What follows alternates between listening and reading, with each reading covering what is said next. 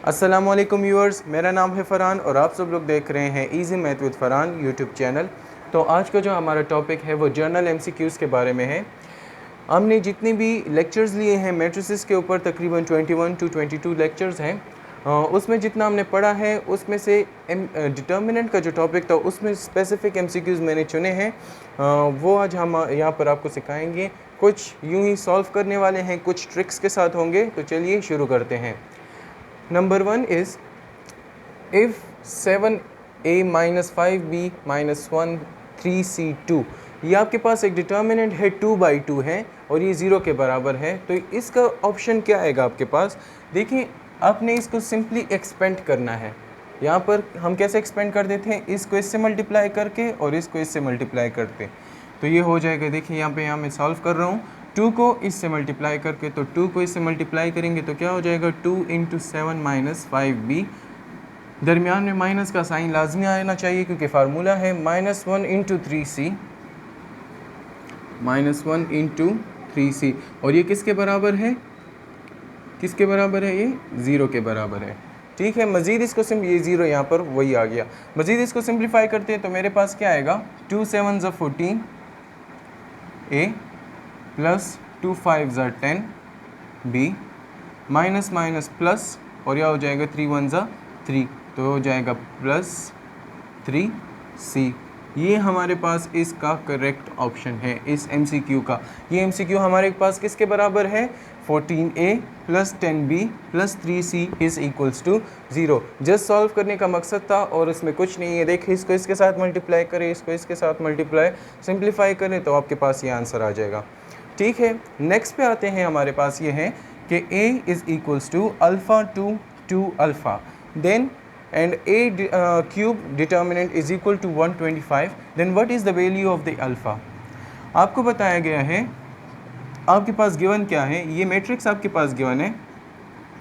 तो मैं इसका डिटर्मिनेंट ये से लिख देता हूँ। और आपको क्या बताया है कि a क्यूब जो है, a क्यूब का जो डिटर्मिनेंट है वो किसके बराबर है? 125। किसके बराबर है? 125। तो क्या मैं ऐसा लिख सकता हूँ 5 किसके बराबर होता है? 5 क्यूब किसके बराबर होता है? 125 के।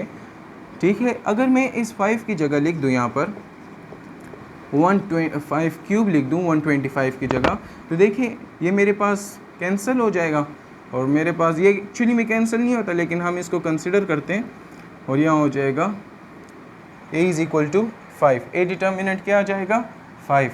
यहाँ पर अब इस इक्वेशन को देखिए आप, ये हमारे पास जो मैंने इक्वेशन 1 नाम दिया है इसको, यहाँ पर देखिए क्या है? a डिटर्मिनेंट है। तो a डिटर्मिनेंट की जगह मैं क्या लिख दूंगा? 5, और इसको मैं एक्सपेंड कर दूंगा। ये हो जाएगा अल्फ़ा स्क्वायर माइनस 2 2 4। ठीक है। अब क्या करना है? इस -4 को आप इधर ले आए तो क्या हो जाएगा? Alpha square is equal to 5 + 4, और ये हो जाएगा alpha square is equals to 9। ठीक है। हमने रूट लेना है क्योंकि यहाँ पर स्क्वायर है, मुझे सिर्फ अल्फ़ा की वैल्यू चाहिए। तो ये क्या हो जाएगा? Alpha square is equal to 9, यहाँ पर हो जाएगा रूट, और ये अल्फ़ा आ जाएगा ±3। जब भी रूट से आप किसी वैल्यू को निकालते हैं तो उसका हमारे पास जो आंसर है वो क्या आता है? पॉजिटिव और नेगेटिव में आता है। इस पर मैं भी एक वीडियो बना लूँगा कि ये क्यों आता है पॉजिटिव नेगेटिव। चलिए, ये मुझे रब करने दें, फिर आगे जाते हैं। इसके बाद जो MCQs हैं वो बस ट्रिकी MCQs हैं, चंद ही सेकंड में आपके पास ये सॉल्व हो जाएंगे। अच्छा, तो नेक्स्ट MCQs मेरे पास क्या है? इसका आंसर क्या आता था मेरे पास? +-3, और इसका भी यहाँ पे मैंने लिख दिया था। यहाँ पे मुझे नज़र आ रहा है, मैं लिख देता हूँ 14a plus 10b plus 3c। ठीक है, ये इसका आंसर था। नेक्स्ट जो MCQs हैं वो मेरे पास क्या है? If A determinant is equal to 47, then A transpose determinant is equal to, if you remember, जब हम properties of determinant कर रहे थे तो हमारे पास एक प्रॉपर्टी थी जिसका जो ये कह रही थी कि अगर आपके पास एक डिटर्मिनेंट है, मैट्रिक्स है, आप उसका ट्रांसपोज ले लें और फिर उस ट्रांसपोज वाली मैट्रिक्स का डिटर्मिनेंट निकालें, तो आपके पास जो ओरिजिनल मैट्रिक्स का डिटर्मिनेंट होगा और जो आपका ट्रांसपोज का डिटर्मिनेंट होगा वो दोनों क्या होंगे? बराबर होंगे। मेरे पास उसका फार्मूला कुछ यूँ था कि A transpose determinant is equals to A determinant. Formula कुछ यूँ था, तो देखिए ए डिटर्मिनेंट अपनी जगह पर और ये ट्रांसपोज वाला अपनी जगह पर, और ए डिटर्मिनेंट की वैल्यू मेरे पास यहाँ पे क्या दी गई है 47, तो ये ए के नीचे में क्या लिख दूंगा 47, तो मेरे पास ए डिटर्मिनेंट की वैल्यू क्या आ जाएगी 47। ओके, नेक्स्ट थिंग मेरे पास क्या है, इफ डेट ए मतलब determinant A is equals to 5, then determinant of 15 times of A is equals to. याद रखिए ये भी हमारे पास प्रॉपर्टी ऑफ डिटर्मिनेंट है। डिटर्मिनेंट की प्रॉपर्टी क्या कहती थी इस तरह की कि जब भी आपके पास एक मैट्रिक्स हो, सपोज मेरे पास एक मैट्रिक्स है ए और उसका डिटर्मिनेंट मेरे पास क्या आता है के आता है, कोई सा भी कांस्टेंट के आता है, अब मैं उसके साथ 15 मल्टीप्लाई कर दूं क्या, जैसा कि इस फार्मूले की रिक्वायरमेंट है, मैं इस डिटर्मिनेंट के साथ क्या करता हूँ 15 को मल्टीप्लाई करता हूँ, तो मेरे पास रिजल्टिंग डिटर्मिनेंट क्या होगा 15k। डिटर्मिनेंट वही रहेगा, सिर्फ एडिशन किस चीज़ की होगी, जिस नंबर के साथ हमने मल्टीप्लाई किया है उसकी एडिशन हो जाएगी, सिर्फ यही फ़र्क आएगा। तो यहाँ पर देखिए हमारे पास डेट ए क्या है 5 है, तो डिटर्मिनेंट ए हमारे पास क्या हो जाएगा 5 मल्टीप्लाई 15, जो कि किसके बराबर है 75 के। बहुत ही ईजी है, अगर आपको नहीं आता तो आप प्रॉपर्टीज़ ऑफ डिटर्मिनेंट वाली वीडियोस देख सकते हैं। यहाँ पर देखिए अब ये कितना डिफ़िकल्ट लगता है, कॉम्प्लिकेटेड लगता है देखने में कि 3860 3861 3860 3861 इसका डिटर्मिनेंट क्या होगा। अब MCQs में तो आपके पास इतना टाइम नहीं होता कि 5 मिनट आप सिर्फ इसको दे दें, और कैलकुलेटर भी आपको अलाउ नहीं होता, तो आपने क्या करना है, सिंपल आपने प्रॉपर्टीज़ ऑफ डिटर्मिनेंट को याद करना है। वो प्रॉपर्टीज़ क्या कहती हैं कि जब भी कोई सी भी दो रो या कोई सी भी दो कॉलम आपस में बराबर हो, तो यहाँ पे देखें, यहाँ पर हमारे पास पहली रो जो है और पहला जो R1 और R2 क्या है बराबर है, R1 और R2 बराबर है, तो डिटर्मिनेंट मेरे पास क्या आएगा 0 आएगा। आपको करने की ज़रूरत ही नहीं है, ये हमारे पास डिटर्मिनेंट क्या आएगा डेफिनेटली 0 आएगा। ठीक है, ये आप सॉल्व भी कर सकते हैं, आपके पास डिटर्मिनेंट 0 आएगा।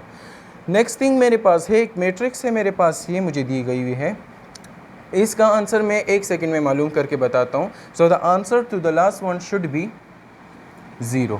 कैसे 0 आया, देखें मैंने सबसे पहली प्रॉपर्टी में कहा था, आई थिंक सेकंड प्रॉपर्टी थी, यस, तो उसमें क्या कहा था मैंने कि जब भी किसी मैट्रिक्स का रो के सारे एलिमेंट या किसी भी कॉलम के सारे एलिमेंट, किसी मैट्रिक्स का किसी भी रो के सारे एलिमेंट या किसी भी कॉलम के सारे एलिमेंट 0 के बराबर हो, तो उसका डिटर्मिनेंट हमेशा क्या होता है 0 के बराबर होता है। Same is the case hair. यहाँ पर अगर हम देखें तो कॉलम 3 मेरे पास क्या है कम्प्लीटली 0 है, क्या कॉलम 3 मेरे पास क्या है 0 है, तो इसका मतलब है कि इस मैट्रिक्स का डिटर्मिनेंट हमारे पास क्या होगा एक 0 ही आएगा। ठीक है, अब आगे जाते हैं और दूसरे MCQs करते हैं। ओके, नेक्स्ट MCQs मेरे पास है, अगर आपके पास यूनिट मैट्रिक्स हो, या सॉरी आइडेंटिटी मैट्रिक्स उसको कह देते हैं, यूनिट भी आप कह सकते हैं,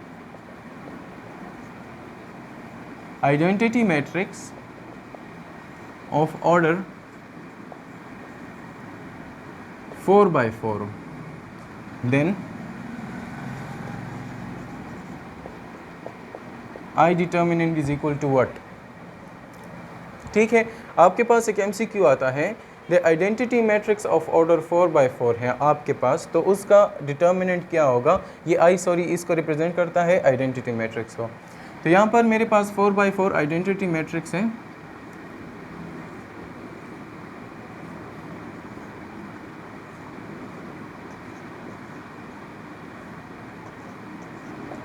ये मेरे पास क्या है 4x4 आइडेंटिटी मैट्रिक्स है। आपको बताया गया है कि इसका डिटर्मिनेंट क्या है, तो क्या ये इजी है कि इसका डिटर्मिनेंट निकाला जा सके? जी बहुत ही मुश्किल होगा आपके लिए, ज़रूरी आपसे मिस्टेक हो जाएगी। तो याद रखिए, ये भी मैंने पहले सिखा चुका हूँ मैं आपको कि जब भी आपके पास आइडेंटिटी मैट्रिक्स हो, मैटर नहीं करता कि उसका ऑर्डर क्या मांग रहा हो आपका, चाहे वो 4x4 हो 10x10 हो कुछ भी हो, उसका डिटर्मिनेंट हमेशा किसके बराबर आता है 1 के आता है। आइडेंटिटी मैट्रिक्स का डिटर्मिनेंट हमेशा 1 के बराबर आता है। नेक्स्ट है आपके पास, if A is a singular matrix, कि ए अगर आपके पास सिंगुलर मैट्रिक्स है तो आपके पास ए डिटर्मिनेंट क्या होगा।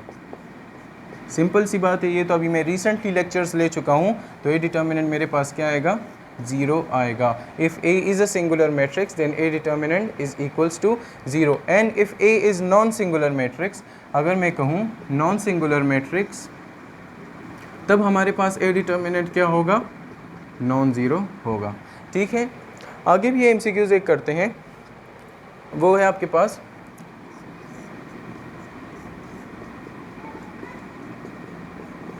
ये आपके पास एक इन्वर्स का फार्मूला है, तो ये किसके बराबर होगा, ये भी मैं लिख के दे चुका था कि आपके पास एक मैट्रिक्स है और उसका इन्वर्स है ए इन्वर्स, ये दोनों आपस में इस तरह भी बराबर हो गए, मतलब ए इन्वर्स अगर आप इसका ऑर्डर चेंज करके मल्टीप्लाई करते हैं तो भी ये बराबर होंगे, लेकिन ये किसके बराबर होंगे, यहाँ पर एक डैश आता है, वो ये है, ये बराबर होंगे आई के, मतलब आइडेंटिटी मैट्रिक्स के ये बराबर होंगे। इस पर मैं डिटेल वीडियो बना चुका हूँ, आप देख सकते हैं। कौन सी वीडियो आप देख सकते हैं, इन्वर्स ऑफ अ मैट्रिक्स, कौन सी, inverse of matrix. Okay, next thing है, यहाँ पर मैं लिख दूंगा कि ए इन्वर्स किसके बराबर है, ये भी मैं अभी वीडियोस में बता चुका हूँ कि ए इन्वर्स बराबर होता है 1/a determinant adjoint of A.